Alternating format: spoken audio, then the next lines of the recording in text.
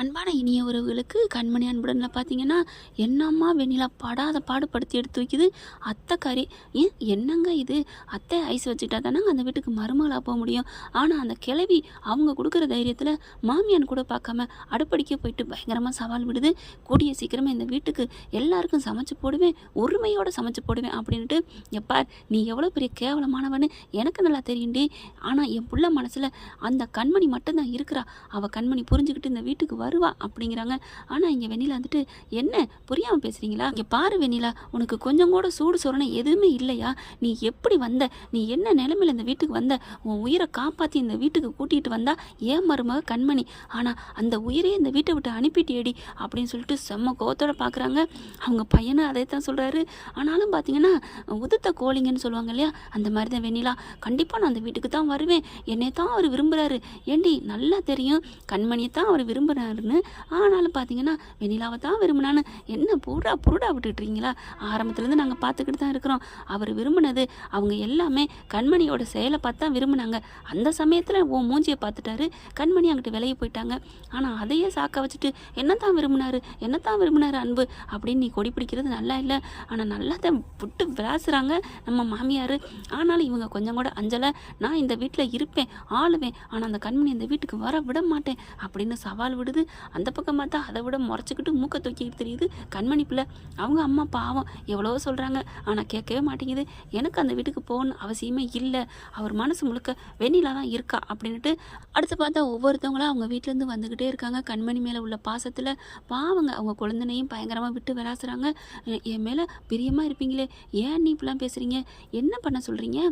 அவர் மனசில் அந்த பொண்ணு தானே இருக்கிறா, வெண்ணிலா தானே இருக்கிறா.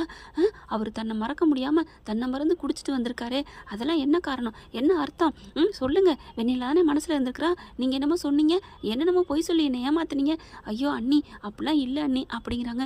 இப்போ அவங்க மனசு முழுக்க நீங்கள் தான் அண்ணி இருக்கிறீங்க. ஐயோ சும்மா வந்து என்னை தொந்தரவு பண்ணாதீங்க, எல்லாரும் கிளம்பி போங்க அப்படின்னு சொல்லிட்டு எடுத்தெடுத்து விழுகுதுங்க.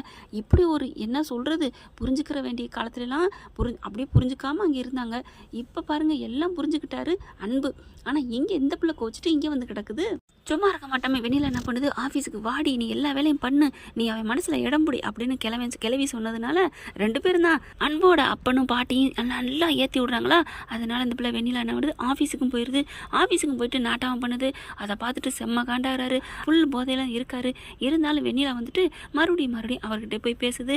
எப்பார் நான் போதையில் இருக்கேன்னு நினைக்காத, நான் ஸ்டெடியாக தான் இருப்பேன், என் மனசு முழுக்க என் கண்மணி தான் இருக்கா அப்படின்னு எவ்வளவு தாங்க சொல்லுவார்.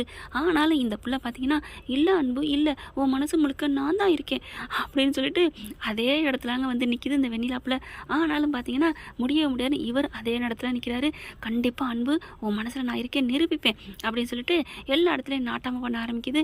அங்கே போய் இங்கே போய் அதை பாருங்க இதை பாருங்கன்னு ரொம்ப ரூல்ஸ் எடுக்கிறாங்க. ஒரு கட்டத்துக்கு மேலே ரொம்ப பண்ணுது வெண்ணிலா. அந்த வெண்ணிலாவோட கொடுமை தாங்க முடியாமல், சார் இங்கே பாருங்க சார் ரொம்ப பண்ணுறாங்க அப்படின்னு சொல்ல அன்பு பார்க்குறாங்களா.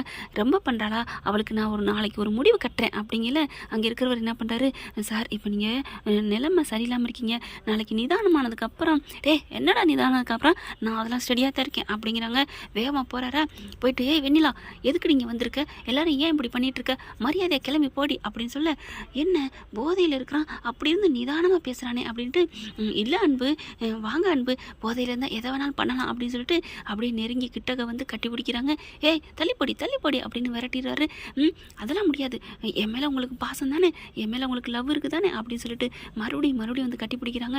போறியா என்ன அப்படின்னு சொல்லிட்டு ஓங்கி பலார்னு அறை கொடுக்க, இவங்க கதவை திறக்க இவங்க அறை கொடுக்க கரெக்டாக இருக்குது. சூப்பர் அப்படின்னு எல்லாரும் கை தட்ட, என்ன உங்கள் பாஸு என்னை கட்டி பிடிச்சாரு, அறை வாங்கினது நாங்கள் எல்லாரும் பார்த்தண்டி, கிளம்பி வீட்டுக்கு போடி அப்படிங்கிறாங்களா.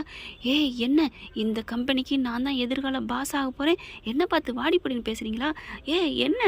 என்ன பாஸ் ஆக போகிறேன், என் பாஸு என் கண்மணி அங்கே இருக்கிறா, என்ன நினச்சிட்ருக்க, நீங்கள் பேசுனது சரிதான் கரெக்டு தான் அப்படின்ட்டு அவங்கள பார்த்து பேசுகிற அன்பு. இங்கே பாரு வெண்ணிலா, அவங்க சொல்கிறது மாதிரி தான் நானும் சொல்கிறேன், நீ இங்கே இருக்கிறது தப்பு, நான் மறுபடியும் ஏதாவது பண்ணுறதுக்குள்ளே இங்கேருந்து கிளம்பி போயிரு. இங்கே பாரு எங்கள் பாட்டி சொன்னாங்க, எங்கள் அப்பா சொன்னாங்க அப்படின்னு நீங்கள் உரிமை எடுத்துகிட்டு வந்தேன்னு வச்சுக்கேன், அப்புறம் நான் என்ன பண்ணுவேன்னு எனக்கே தெரியாது, மரியாதை ஓடுறி அப்படின்னு விரட்டி விட ரொம்ப அசிங்கப்பட்டு போகிறாங்க.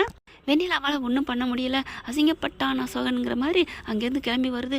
ஓன்னு அழுதுகிட்டு, என்னம்மா ஆச்சு என்ன ஆச்சு அப்படின்னு கேட்க, பாட்டி உங்கள் பேர் என்னை ரொம்ப அசிங்கப்படுத்திட்டாரு பாட்டி அப்படின்னு சொல்லிட்டு நான் இனிமேல் இந்த வீட்டில் இருக்கலை.